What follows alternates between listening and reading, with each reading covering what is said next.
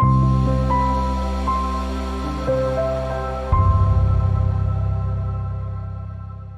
know, the academy manager said, you know, you're one of the best technical players in the club, but, you know, believe in yourself as well, as much as anyone else believes in you.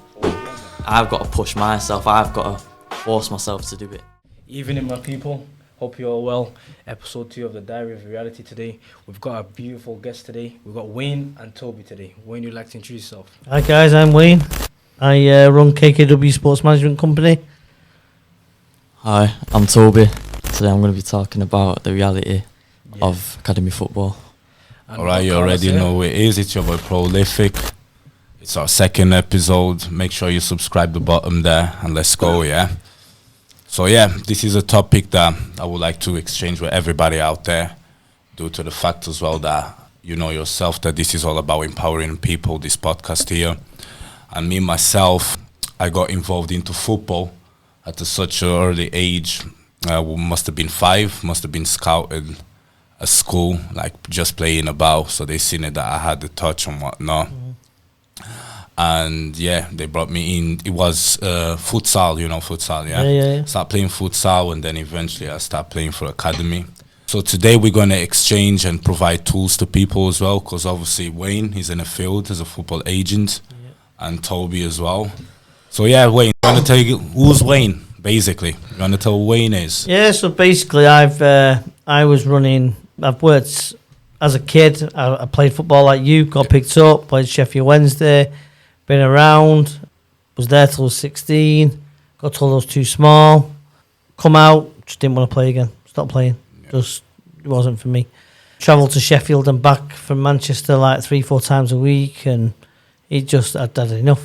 Been told I was too small. Coming through, there was Gary Pallister, Steve Bruce in the United team, and Paul Walrus and all that in the Sheffield Wednesday team. So for me, I was done. I'd had enough. I'd stopped. My dad...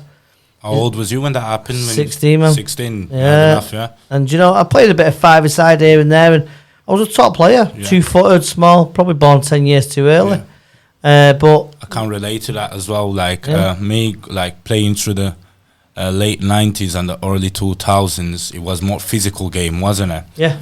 So... There was no technical about it. Yeah, it was a big demand, your physicality, yeah? Yeah, go on, as you were saying. So, sort of growing up, just bobbed about and played five-a-side and stuff like that, and then had Toby, started coaching Toby when he was 4, 5. He actually started as a goalkeeper. Yeah, that's how I started, believe it or not. He was just one of these kids that dived about, was stupid, was mad in the head, and was like, stick him in there. Okay. But he was good for his feet. I always had a little bit about him. So then I went into that, and then I went into working in the academies, Huddersfield Town, Liverpool, Everton, Man United. What's the procedure of working in an academy? Like, do you need any kind of... Yeah, so you do like your coaching badges, stuff like that. So I did them.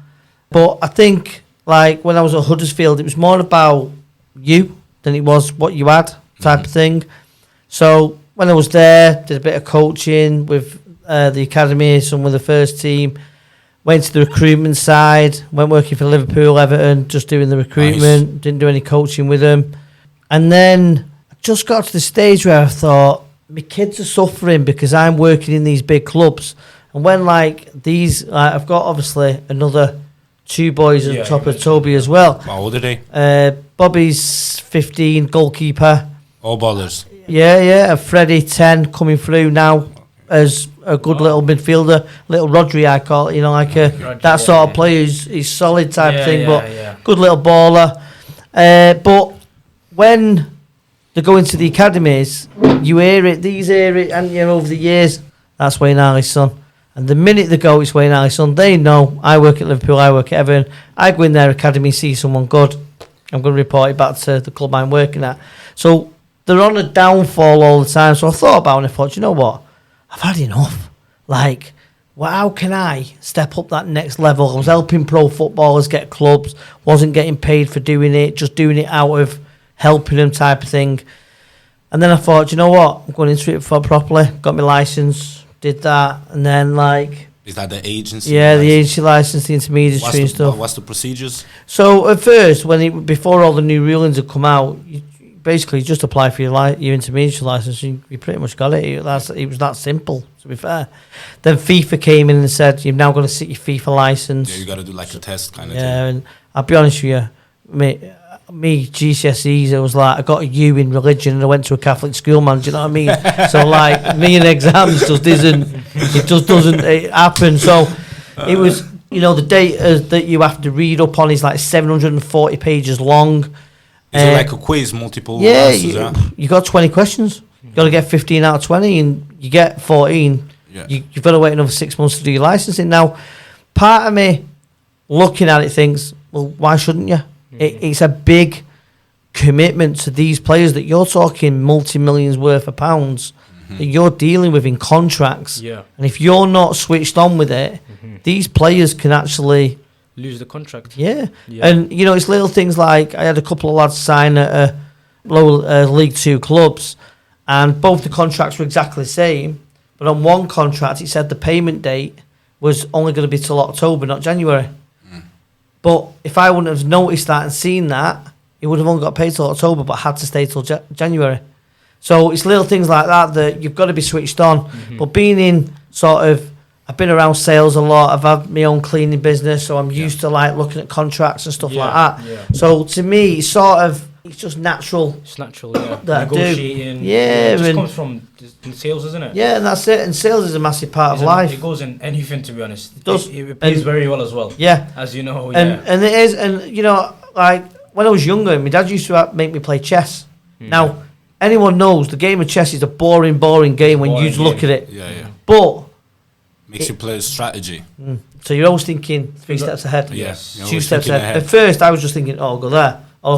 And you're always thinking of, let's say, at least me when I'm playing chess, before I actually play it, I try to see the outcome. Yeah. Of what can the other person do. Exactly. As well, and it's you're making moves to make sure these people are sort of coming into your way of thinking, your way of moving, how you want things. So I do put that down to a lot of why I'm successful, because of those boring years of my dad making me play chess has made me so strategic in stuff I do. And when I'm having conversations with people, I'm probably letting slip here a little bit, but I'm more or less going down the route I want them to go down to get them to where I am. Now, sometimes you have to divulge around that, as you know, in sales. Yeah. It's a little thing. But I think because I'm more natural and I'm more like, listen, this is how it is. This is what we want. This is what the player needs. Like, can we do this or not? No. All right, I'll look elsewhere. But can we get near it? Yeah, let's talk. So I think I get a lot of benefits from doing things because how normal I am. Like I said, I turn up. Yeah. Jeans, T-shirt. I just came from my session. Yeah, like I love that. Do you know what I mean? You just turn up in you. So I think with me, it was a bit like I need to step up to the next level. How can I help people along the way? So I was fortunate because I got a couple of Premier League players that wanted me to help him, got him into clubs, into the Prem. Then I got one into Spain, and then he just moved on from there. Then I was getting phone calls from their friends, can you help me, can you help me, can you help me? And the business just seemed to sort of go, boom. Yeah. I have a saying, like I said to you, he'll say, like, I'm just a fat kid from Manchester. Yeah. Like, do you know what I mean? Like, I'm just normal, but I'm good at what I do. Yeah. I talk to people. I like these guys that listen to this. They're probably thinking, "Geez, man, he doesn't shut up. He goes on and this and that." But I do talk a lot because I think to myself, I like to talk because we've come from nothing. Yeah. Me and him, didn't we? When he was younger, 3 weeks old, his mum kicked us both out, living in my van for 6 months, like in Tesco's car park. Oh. So I sit there and I go, we've been at the bottom, you know what I mean? Please turn up. He's gone. I'm going to lose him to social services, as a baby. But then I sit there and I think, nah, you've got to do something with your life. You've got to kick on. You've got to push harder and harder and harder. And how do you want to go to that next step? And I took a trip to Dubai with a guy. Yeah, he knows, who he is like. And I was sat with him in a hotel that was, mate, it was like, I think it was about £400 a night. When was this? Was it January? Yeah. January I was there. Not long ago. And I'm sat there and I'm meeting people he knows and... Networking, basically. Networking and everything else. And I met a few different people and a few different people there and everything else. And he said one thing to me and it just hit me. And he was like, in life, you have two choices. You either want to stay at that line that you're at, just stay there, or you want to take that little jump. When you take that little jump, you've got to step ahead again, and you've got to have this thought of, do you want this life? And when I'm looking around this hotel, these blokes with Richard Miller watches on. Different tax bracket. And for anyone knowing Richard Miller, you're talking $250,000 watches minimum. To £1 million. So I'm talking to these guys, and they're chatting to me like I'm just the same as them, because we're in that environment, and I'm meeting people like abroad and these big people and everything. I'm thinking, wow, man, how have I gone from living in a van in Manchester as the fat kid here dealing with these people? So it's not only like what Toby's going to go on to a little bit where he is, because people might think he's a bit privileged because of who his dad is, what his mum does. She works in the academy systems as a recruitment scout. She's very big she's going places. So people might think he's spoiled and he's got it easy. He hasn't, because he's got it harder, really, because with having us, people don't want him there, or they sort of knock our kids back because we don't want them around. And even applies pressure on him, because like he has to prove himself. You know what? It's not because of my dad or my mum that I'm here. It's me. And this is the problem. Like, there was a question put to me, and it was, what makes a professional footballer compared to his average ones? You guys asked me the question. And I said to you, there's a couple of factors. One, working hard, getting the right statures, doing everything right. But the other one is looking who you know. And lads out there, they'll tell you. Your viewers will say, I know the lad that is in Arsenal, and a man's better than him. I smash. But because his dad or his mum or his uncle knows someone higher up, they've got in. And I think this is where, when I went into the agency, I was a bit like, no, this has got to stop. Now he's going to go through the dark sides of the agency world. So, like, there's a lot of agents out there that promise you the world. I can get you this, I can get you that, I can do that. We sat down, didn't we? We had the conversation. I said to you, I run my agency on, don't make promises. That's exactly what you told me on the first meeting we had. And I don't make promises, because the problem is with promises is in the football world, promises can be broken like that. It can just stop. Because of how shady and how dark the football world is. You can't tell the difference. You don't know someone who's genuine to someone who's fake. Now, I'll be honest with you, I've done deals, not been paid for them. Off big players, not been paid. Promise me the world, you'll get a massive payment, you'll get this, blah. Done the deal. They're playing football, I didn't get paid. Now, on the flip side of it... Was that coming from the teams itself, or from the player, or the agents from the player, and is who so. That was before, like, you was structurized with your business, basically just helping it out. So basically, with your connections that you have. Connection I've got. Can you help a mate? Yeah, not a problem. Me probably being a little bit naive, going, well, it's his mate, so he's going to pay me. Like, I'm not, I don't need the paperwork. I'm not fussed about the mandates. Not fussed about this. But then what it does is you get ripped off. Now I'm talking, when I was ripped off, I'm ripped off for 60 grand here.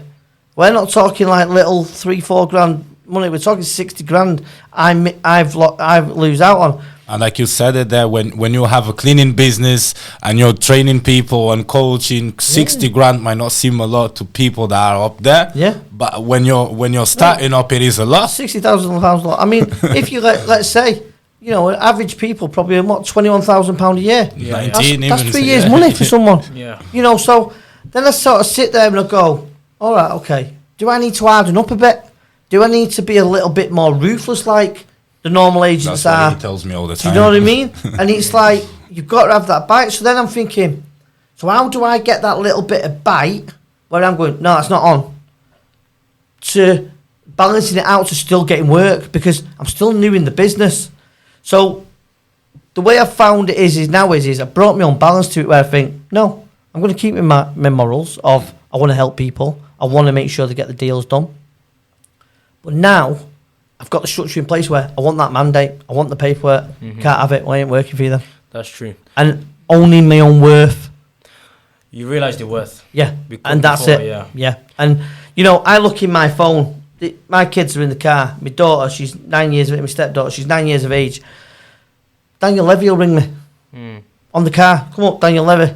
These are sat there going, wow, that's Daniel Levy. Like I've ringing seen, me. I've seen it myself when we were sitting down. Numbers. Couple important people Every calling time, it. Pep Guardiola, Florentino Perez, big play, big guys names. They're all in my phone. Yeah. If I lose that phone, Yeah, I seen it. You've seen it, yeah? I seen it. And Big names, yeah, and I've got the CEO of PSG in The Qatar. Qatar, and, Rui Costa from Portugal as well. Cafu, who's one of my all-time in my phone. So I go from sitting there going, hang on a minute, why should I go and do all that work, speak to these people, get them in, get them playing?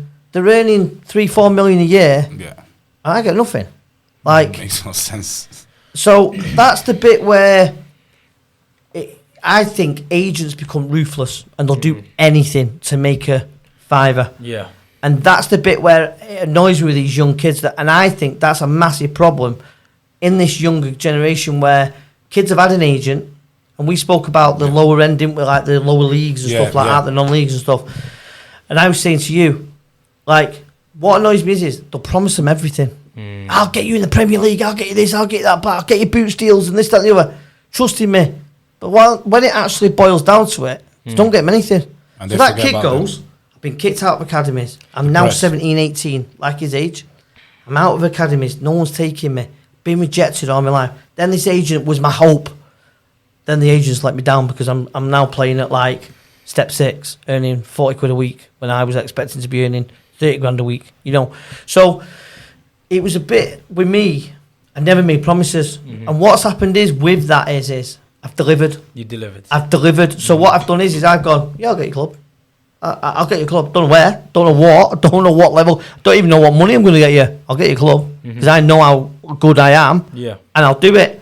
And I've done it and I've proved it. And that's why now I've got, players in La Liga come to me. Wayne, can you get me a move in January? January's transfer window was murders. Like, everyone around the world said it was the worst transfer window in the world.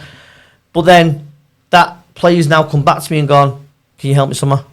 Because my dad's my agent. He can't do it anymore. I want you because of how you work. Yeah. I'm now talking to Atalanta. Yeah. Now talking to PSG. I'm now talking to Luton Town. I'm talking to Sheffield United, Burnley. All these clubs. I'm talking to about this La Liga player. Yeah. And I'm thinking, I'm in it. I'm doing it. Like, I've stepped up and, I say it all the time, don't ask people. And he goes, here he goes again. Just that fat kid from Manchester that, do you know what? I got off my ass and thought, I'm doing something about it. And it is hard. You don't earn any money, in the agency world at first. But your network grows. Your network grows. You just get that one. Yeah. That one's well worth it. And for those of you that don't know, I've done my research. Wayne's nickname is the Postman because he delivers. He delivers, Oh yeah. So that's a bit. So we got Toby here today, right. And obviously he's a footballer. Just what team do you play for again, Toby? I'm not at a club right now. Right. Just my college. I think we mentioned something before about that kind of step that you had. You were in a dark time in your period where your father kind of helped you got back into. Could you just explain about that? Yeah, so obviously I was at an academy and obviously, the academy manager said, you're one of the best technical players in the club, but it's just your height that lets you down. So then they released me because of my height. And then what age was this? When I was 16. 16, right. Like early 16. Yeah. So at that point I was like, I thought I had it there because like a couple of weeks before, I was getting told I'm going to get this, that, the other. And then, I got released and I was like, I don't want to play, It's just, but when you said you was too small, how big was the captain of the first team? 1 inch taller than me. 1 inch taller than you? But I've grew like 3 inches since then. So Goodness me. And it was like a 10-year age gap. So, wow. So that was that. And then obviously my mental health was just poor. Dwindling, yeah, it's like I didn't want to play. Yeah. When I was playing, I was crying. Like you just kind of lose the love for the game a little bit. But it was harder for me because I didn't want to quit. Yeah. But it was like you need that push, didn't you? Yeah, need that push. And then that's when obviously my dad, he was like, I told my dad I didn't want to play, and he was like, so what do you want to do then? Stuck it on me. He was like, what do you want to do? I was like, do you want to work? I was like, no. He's like, so do you want to be a footballer? I was like, yeah. He's like, pick it back up then. So I did. I went back and watched the videos of me playing. Yeah. I was like, I think that's a big thing for these guys out here that are like was in that frame of mind as you, wasn't it? Yeah. Like he put, sorry to butt in, but he put like clips of his best bits in games that he played and watched it over and over again. That's good. Do you know what I mean? yeah, it was just a bit. I didn't look at the bad things because the state I was in. I was like, I don't really want to watch that, so I put the good things in. I was like, wow, I'm actually good. So then, since then, I was like, right, I'm gonna pick it back up again.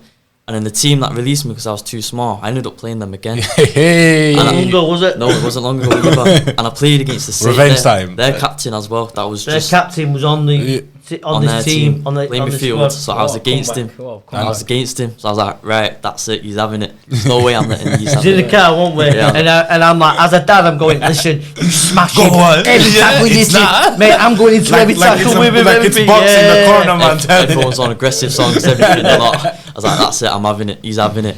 So yeah, played against him. Talking to him, winding him up, beside and over every tackle, stamping on him, getting in there.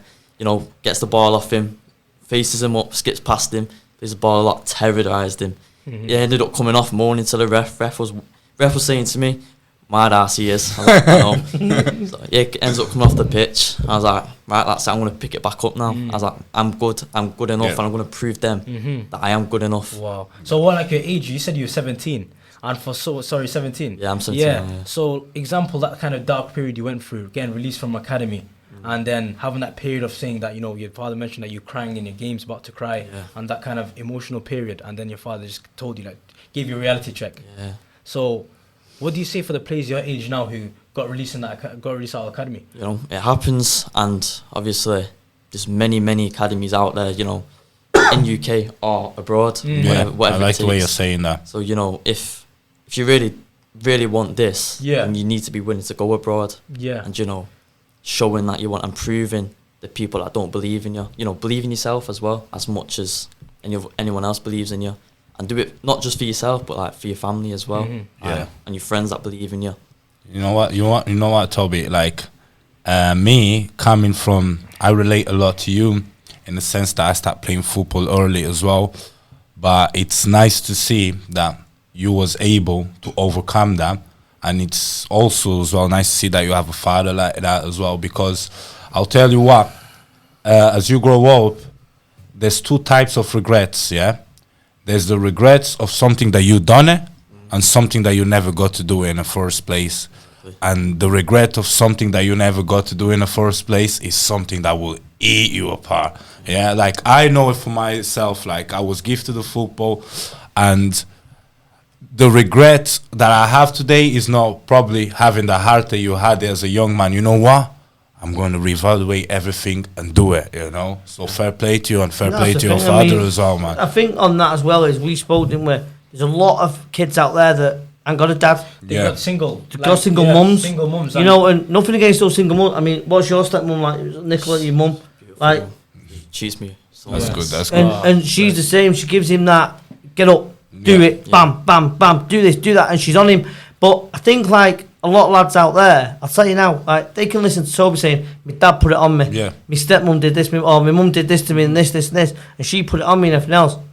There's only one person that did it. Only one person that did it that changed that. And it was him. You know what? That's the way I say. That's why these boys have got to look at it. Yeah, they have to out look. there. And you know what? As I grown up, I had to look at like that as well. I used to say, "Oh no," because I didn't have my dad around. it's always an But excuse. then I was like, you know what? There's players that they didn't even have mother or father, and they still made it.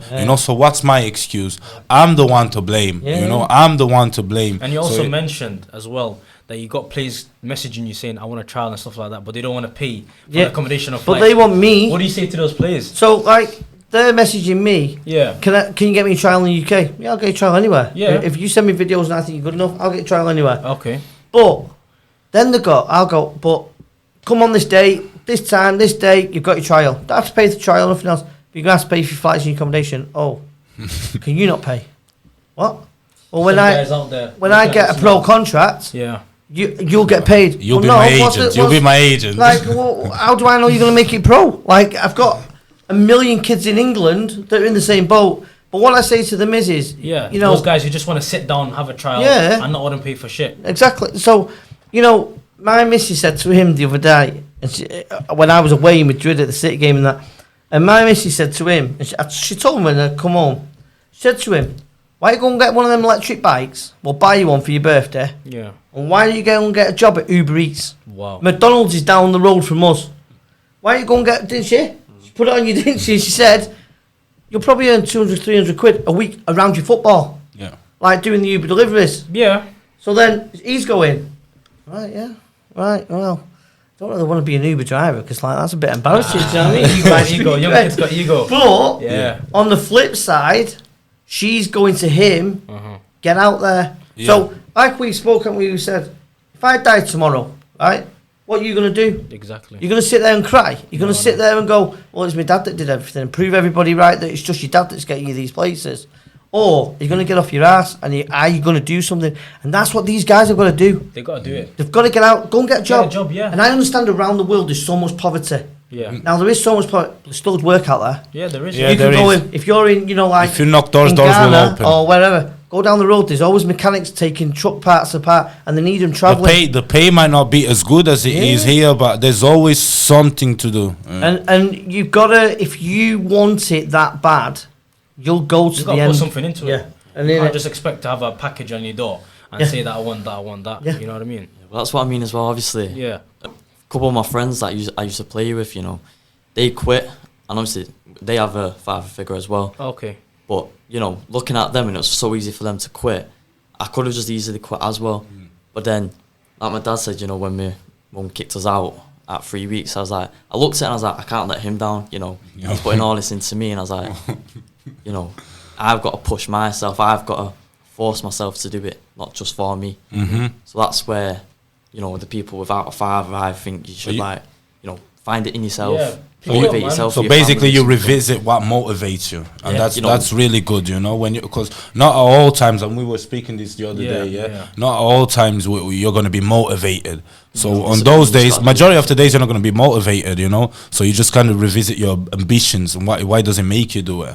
And I think one thing as well, just to put a point across as well, football teaches a lot itself, but the thing is, the biggest issue is that once a lad leaves, like let's say academy or pro club, they haven't learned those life skills because they've been in that academy state, been mothered, been like breakfast, lunch, dinner, accommodation, playing on nice little pitches. So then and once they smooth. just tear up the contract and say, excuse me mate, you're 18 now, we're not going to take you to the first team, See you later. see you later. They don't know how to get a job, they don't know how to make a CV, they don't know how to do nothing. Back to warehouse, they don't know how to kind of, and I think what's important as well, not just only the football side of things, is that having a plan B, because a lot of players don't have a plan B. No. You know what I mean? And that plan B is important because at the end of the day, you've got a family to provide.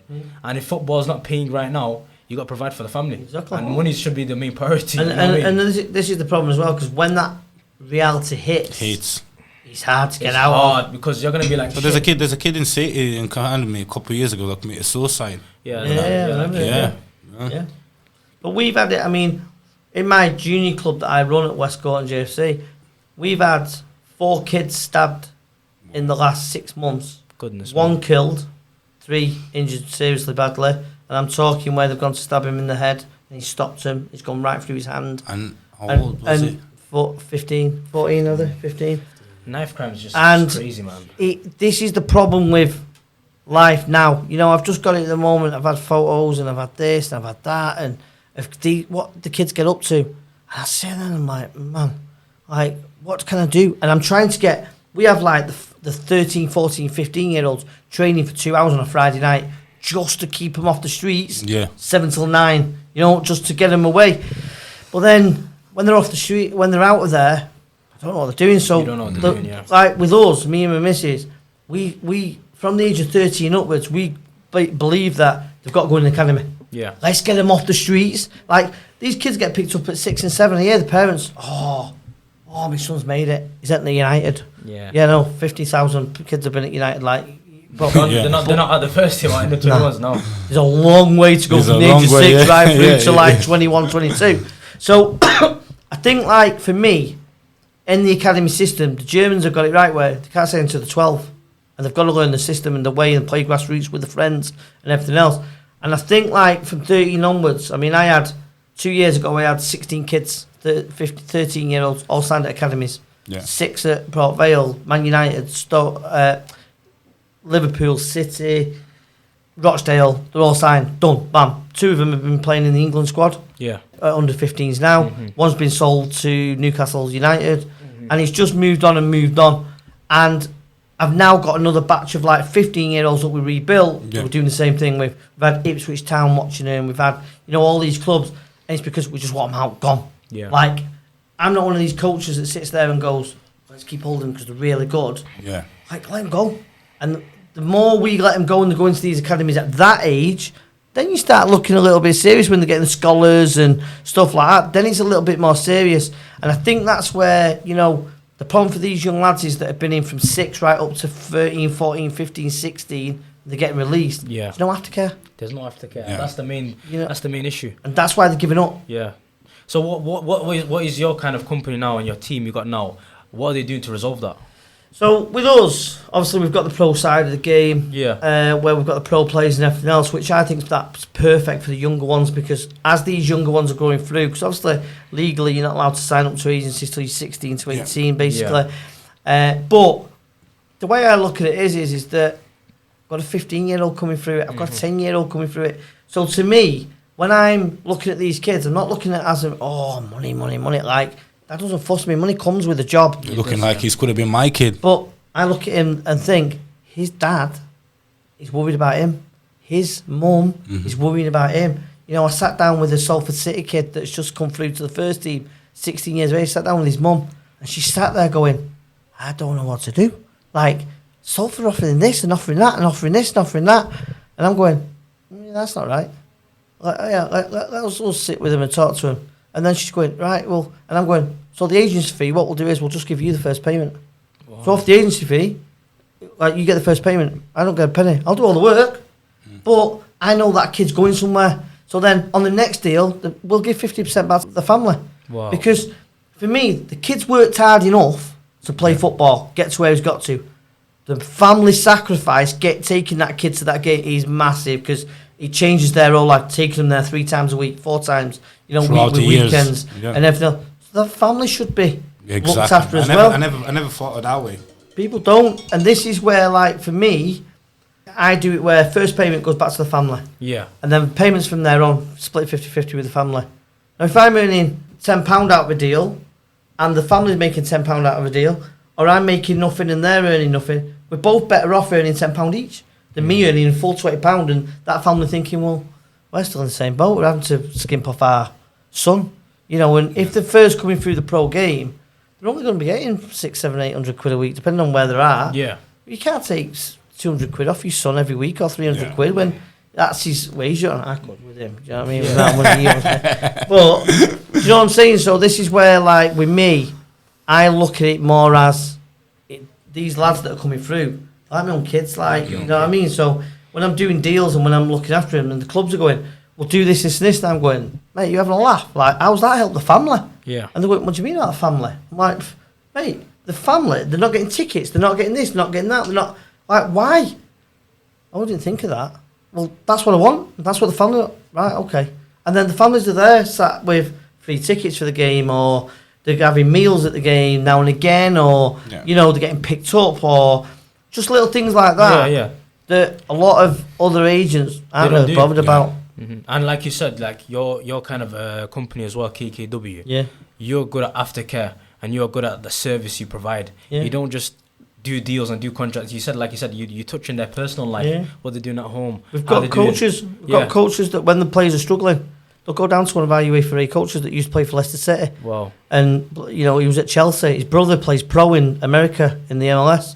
So we don't just go with just an agency, do the deal, that's it. We're planning on now doing a trip in May when the pre-season just finishes for that month where they're all off. Yeah. Second week before they go back, going doing a week out in Dubai with them all. Yeah. All the pro, every different ages the pro levels go. He'll go, my 15-year-old will go, and it's Premier League players with La Liga players, with League 2 players, with a player from Hong Kong in their league. And so everyone's mixed, but they're all together. And what it does, it creates a little network where I'm ringing up one of my Premier League players saying to him, do us a favour, Jean's been put on the bench again. Ed's a little bit down, mate, when he's in that league too. Get on the phone to him. Yeah, sweet, mate, I'll do it. Boom, he's on the phone. JB, what's going on, man? What's... Mate, I'm on the bench again. Mate, I've been on the bench. Look at me now. Yeah. I've made like 10 Premier League appearances. I'm being picked up by England's under 21.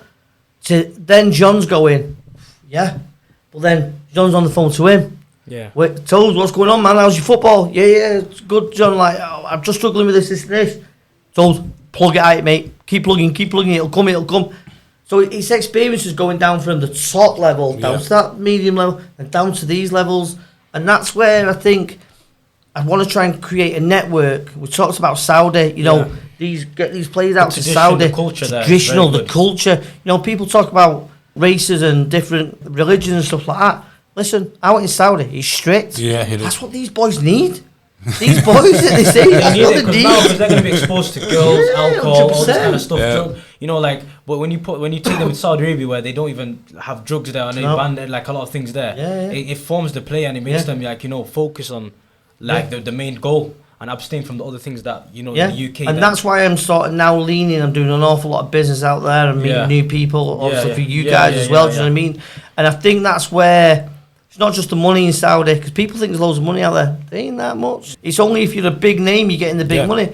But for me, it's getting these boys off the streets thinking, I'm a bit of a bad boy, get birds, get the girls, get this, can have a beer, can have that. He's going out with his mates tonight in town, and I'm going, where you going? Just going for some food.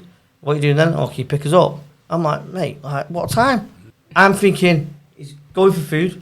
He's not having a drink tonight, he's just with a couple of his mates. I pick him up, bring him home, he's at home in bed. Yeah. Probably 10, 11 o'clock. Now, lads at his age will go, boring. Mate, I'm going to get hammered, I'm going to party, I'm meeting this bird. No. It's not good. I've seen it. Where's it going? Nothing. Because they're just getting their head stoked and just mind gone. And they're not focused on what they want to do in the future. Yeah. And we're talking about some good footballers, aren't we, that are doing that? Better than him. I've seen in myself a lot of great footballers losing themselves, especially when they come to around your age. That's when everything begins. That's when you need to have a very strong mind frame as well, and just be present to your craft, because it's really easy to get out there and jeopardize everything in one night. I went to see... How many cases of those people, like, you see players with getting rape cases and all that kind of stuff, I went to see this guy, I went to see this event like a couple of weeks ago, Life After Football. And there was this guy, he was playing for Rochdale Town, He was playing for them, and this was a couple of years. Must have been like 18 as well. So he decided to go out with his lads on a night out. They went out, they had a fight with a bouncer here in Manchester. The bouncer ended up dying. Boom, he was playing for the senior team, murder case on him, prison, finished career. Yeah. I've just done it with a player. Also, you got to be disciplined as well. And I've got a player at the minute that's come to me. He's playing Step 2 football, so National League North. And he come to me, and can he help him? This time I'm just not getting played. And this, and I thought, this kid's class. He should be playing League 1. What's going on? One getting played, gets a message comes through, seeing this. Been out. Some lad spat at his mate. He's whacked this lad. He's up on a case of assault. But the kid's class. But the club heard about this. He didn't tell me. So I drove all the way down to Coventry to see him. I went, mate, what's this? Drove to Coventry, 2 hours. Wow. Sat down with him, mate, what's this? Listen, if you want to be a footballer, tell him the truth. And I'm sat back talking to lads who put me onto him, going, we've got to get him out from down there, away from his mates. Let's get him out of there. Let's get him up north, Newcastle way. So he's way up north. Let's get him away from all them. So I sit back and I look at plans on, his lifestyle's obviously a little bit fiery. Mates he's with. Mates are massive. Now, how many mates have you actually got? Proper mates? 2. 2. 3. Like you said, mates are important, because the people around you, if they're not positive and good people, got the same goals as you, they're going to affect you. That's what I mean. I had loads of mates. Yeah. Obviously, these ones I have now, they're the ones pushing me constantly. Pushing you, yeah. The ones that are saying, come for food instead of come for a party. I mean, it's... Yeah, you got to stay away from it as well. As a young guy, you got to stay, because of the temptations. They're gonna say, you got the ladies are coming out, things like that. It's very easy to live that life. It's very easy. But it's not rewarding in the future. Like my mum says, tell me who your friends are, and I'll tell you who you are. Before I never thought, it's just because my friends do this. And before I knew it, I was doing the same thing as my friends were doing. Should say, okay, so Wayne, I got a question for you. What's the biggest challenge that you faced starting out? I think the biggest thing for me was learning my worth, like who I am, how good am I, do I deserve to be messing with these people, speaking to these people. You imagine picking up the phone to Perez at Real Madrid, just being a kid from Manchester. That's crazy. That is crazy. Like, have you got the minerals to ring him? Now, how I'm talking to you, how I'm talking to you, I don't talk to him. Yeah, exactly. Hello, Mr. Perez. I'm like, what a vocabulary. And I rang a manager, League Two manager, very well known. I'm not going to say his name for reasons. Yeah. But I called him the wrong name. Oh. And it was very similar. And there's two with the same surname. Dad's and uncle's a very big old manager, and mate's Scottish. And he went mad. He's like, "Are you having a laugh? You call me that name? I've been stuck on the M6 for 6 hours, and you're calling me." And mate, I'm like, and I just went, I don't know what you're shouting at me for, because I didn't call you that name. I called you your name. And he went, "Did you?" And I went, "Yeah, mate. I get on with him all the time now." "Yes, how are you, Wayne? Okay, how's business? Wayne, I've not got a job. You can get me a job." "Yeah, I'll get you a job." Reverse psychology. Yeah, I'm thinking I'm glad it's not recording. And honestly, my missus going, "You idiot." I'm like, but I think the biggest challenge I faced was me knowing my worth. Yeah. And I think it would have been very easy, because the players I was working with right from the start, getting them into Premier League clubs, getting them into La Liga clubs, I could have gone really big-headed and like, yeah, I'm the man type of thing, and that's where you slip up. And I think the biggest thing for me was the biggest challenge is how good am I? And I think it's knowing my worth and thinking, I deserve to be around these people. Mm-hmm. I deserve to be. I think you do. Doing this business. But how, once again, like, you got players that you source contracts, maybe like a lot of amount of money, but do you help them on the finances as well? Like, obviously, there's a lot of players who don't know how to manage their finances.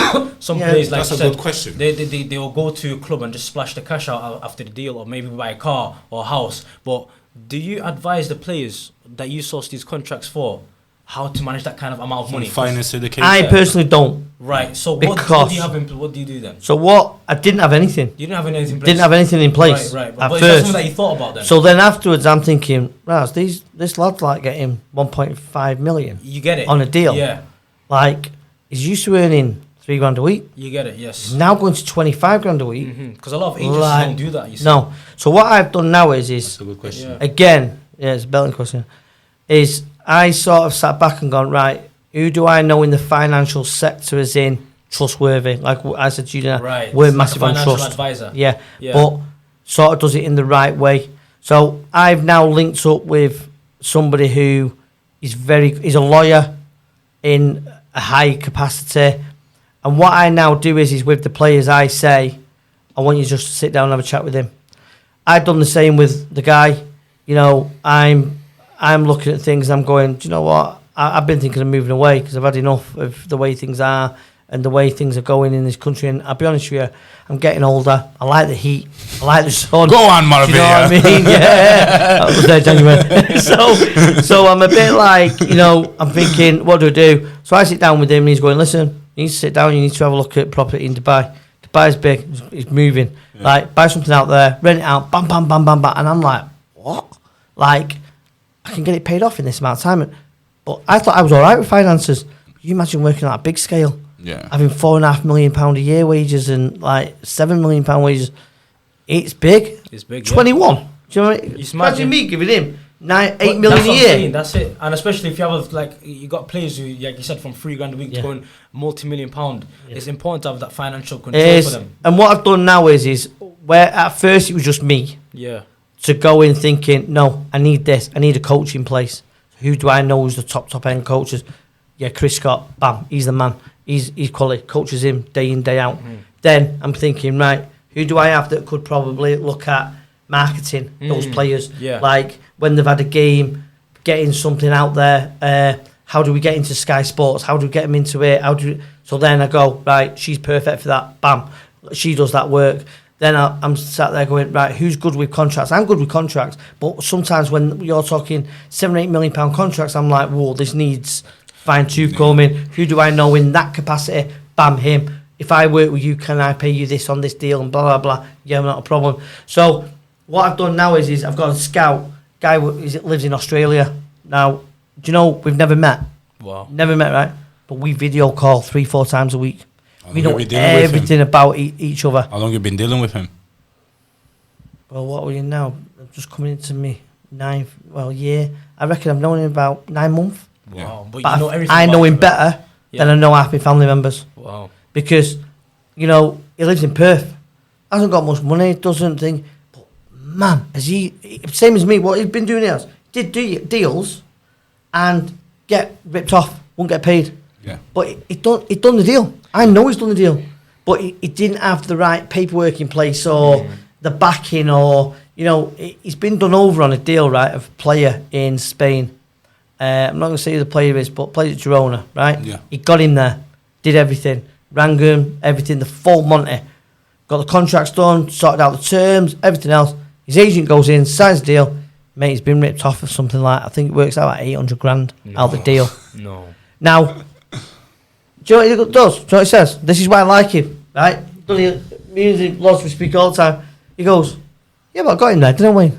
I got him there. I'm like, mate, you just lost 800 grand. You got I got him there. You got him there. And he's on the bless phone him. constant. And do you know what? His scouting techniques, he's class. Like, I've actually spoke to him this morning, haven't we? On the way coming in, I was like, listen, Loz, I'm going to speak to a few people. I'm going to speak to him about getting you paid work. Mm-hmm. And we've even spoke about him coming over to the UK. Yeah. Because the problem with Australia is And how's the football over there? it's not good. Yeah. The football there. Yeah. But he scouts from his chair. Yeah. So he watch games. But where he's good, the problem with Australia is you're a million miles away. And everywhere you go, you're talking 3-4 grand a trip. Yeah. Mm-hmm. Every time you come away from Australia or go to Australia. So we spoke about him coming to the UK, spoke about him coming to Manchester, getting here and kicking on even more with him. So I have him with the scouting side. So he actually scouts and reports on the players we've got. Wow. So he will tell me on his reports that player there leans on his right too much. He needs to work on. He understands the game. He understands it massively. And do you know what, mate? You look at him, looks like the mad professor. Mm-hmm. Honestly, looks like the mad. But what a bloke! So we have people like him. Then I have like people like I have, you know, Teresa. I have Stephen and Carlos in France because the France market. It's hard to get into unless you're French. So it was like, okay, let's have a look at moving into there. So I was in Paris quite a bit, looking at players, getting players up there. Yeah. So, you know, It's important to build your network. It is. And it's important to get the right people for the right kind of job. You can't do everything yourself. No. You know what I mean? And that's one thing I have to learn. Yeah. 'Cause you can't eat everything. Yeah. And one thing that I don't like is giving responsibility to someone else because they don't do it my way. Yeah. And like, who says my way is the right way? That's do you know what I true. mean? Yeah. So and I think in business, especially in business partnerships, is you guys will understand yourselves. There'll be hard times. There'll be times where you're like going, I don't agree with that. No, you're wrong. Bam, bam, Constantly bam. doing that. But on the flip side of it is business is not personal. Yeah, it's not personal. You That's know, what I say it every time. It's not personal. It's not personal. And honestly, Emotion. yeah, it is. But it's true. You know what I mean? But the thing that I always take out of it is I've now learned to go, okay, let's try that. All right, we'll try it, man. You've got that idea. Let's try it. Yeah. If it works, mint, 'cause it's good for our business. If it don't work, I'm going to go, I told you so. But I'm not. Do you know what I mean? Yeah. And it's like it is a bit of a like. But then on the flip side, you'll go like, I've got this idea, bam, and you go, yeah, let's try it. Yeah, don't work, you'll go, do with you either, mate. You're like, but it's not personal. It's not just business. There's an end goal. We're trying to progress as a team at the end. Yeah. And now another question that I wanted to ask you. Obviously touching down with what you said there, that you're always traveling, and I know for that for sure. How do you balance, and obviously all your family, well, your missus and yourself, you're involved in a business, but how do you balance between your family life and your professional life? To be fair, he'll tell you now, my missus and my kids love it when I go away. Yeah. So it's quite easy, but no, it's the thing is because my missus is in football. Yeah. And she works in football. She understands that this is a part of it, and we actually joke between us and we say she goes and does football trials, scouting here, there, and everywhere. Newcastle, Scotland. She's going to Ireland soon. You know, stuff like that, and I'll go. Yeah, you crack on to Newcastle, but I'm going to Dubai next week. I'm going to Australia next week. Or I'm going like Ireland. I'm going Morocco. Or I'm going like here, there, and everywhere. Portugal. But people think it's a great life. People think, oh, you're out away all the time. Yeah, you miss them. And you know, like me missus little girl, like Sades, me and her like best mates. Like we everywhere together, aren't we? Go football together. She loves football, like adults football. She don't want to go kids. So you do miss them, but on the flip side of it is like I sit there and I think, I get that one big deal, changed my family's life. Yes. And the people I'm meeting along the way and these little ladders and these little steps I'm taking, I know where it's going. Yeah. And I haven't had anything really seriously big as yet. I've earned very, good money, but I haven't earned anywhere near to the levels that I know I'm going to go to. Yeah. And what I want to sort of do is where I look at that little girl. She sees her dad. You know what I mean? It's all a nice family breakup and everything. But we get on together, everything else. But I want to look at it and go, she deserves to sort of sit and chill a little bit growing up, because I never could. Like my dad was a businessman, my mum was a businesswoman. They would get out and work. Like if you ain't going to college, go work. Like I was earning 50 quid a week. My dad was taking 30 quid a week rent off me. Yeah. But it's life, and I don't want that for mine. And I think my missus is pretty. I mean, to be fair, like I say, we joke. I don't think she's joking, like, but she's glad to go, like. But it is difficult, but it's for the good.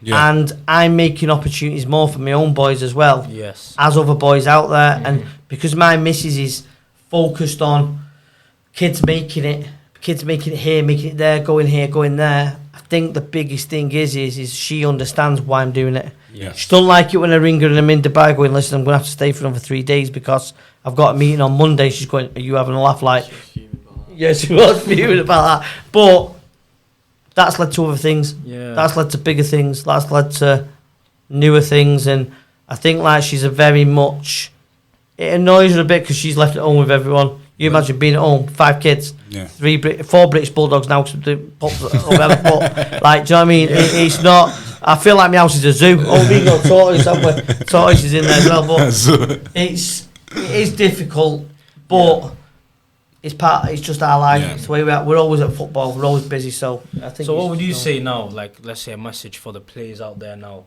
The players are from Gorton, Mossad, Russian, all these kind of deprived areas who got talent and who left the game but get back in the game. Like, what would you say to those players now? Like, how would they do it? How would they get back into it? I'll tell these lads now from me, and I'll tell you straight.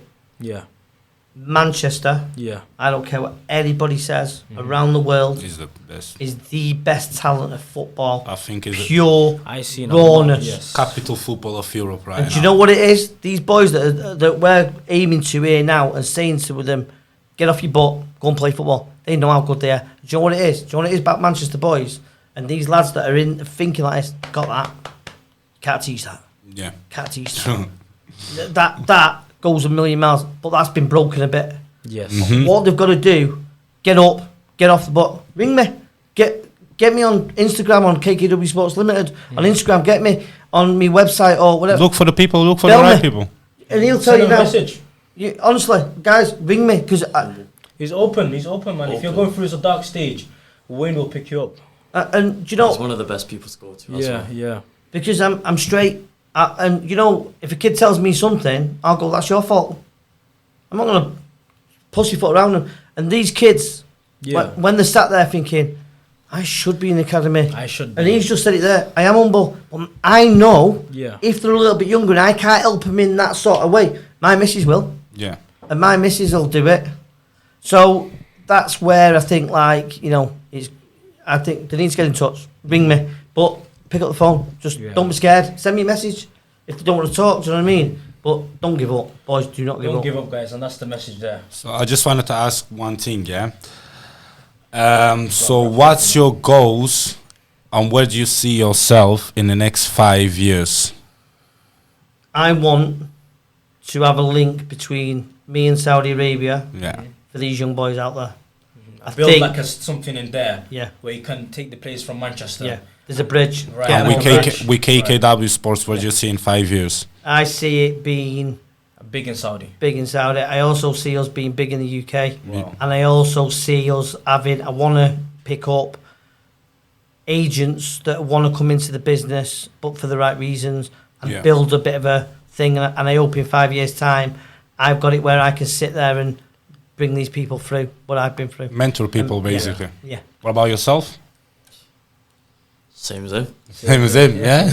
Making it pro in it. Yeah. That's it, man. You will, man. You will if you carry on with that mentality. As you said it there, one thing that is very important, and I tend to tell the young people as well, listen, just because you might not be able to make it to the Prem or to La Liga, there's always a league elsewhere. There's always Brazil, there's always Australia, there's always China, there's the world is massive, you know. The world is massive and you pick where to go, you know. Yeah, guys. It's We've got to wrap up now. I think it's time for us to wrap up, but yeah. okay, I hope you guys enjoyed that. Thank you, guys. Thank you. And yeah, thank you for having us as well. I know Ian. it's been a And pleasure, Toby. man. We're always welcome. Okay.